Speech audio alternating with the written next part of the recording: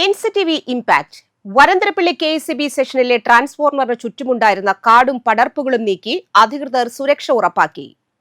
വാസുപുരം ആറ്റപ്പിള്ളി റോഡിന് സമീപമുള്ള ട്രാൻസ്ഫോമറിന് ചുറ്റും കാടും പടർപ്പും വ്യാപകമായി വളർന്നത് വലിയ അപകട ഭീഷണിയാണ് ഉയർത്തിയിരുന്നത്.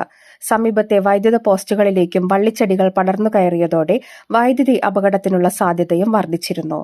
ഈ സാഹചര്യം ചൂണ്ടിക്കാട്ടി മുപ്ലിയം സ്വദേശിയും മനുഷ്യാവകാശ പൊതുപ്രവർത്തകനുമായ KG Raveendranath Varantharappally KSEB assistant എഞ്ചിനീയർക്ക് പരാതി നൽകിയിരുന്നു.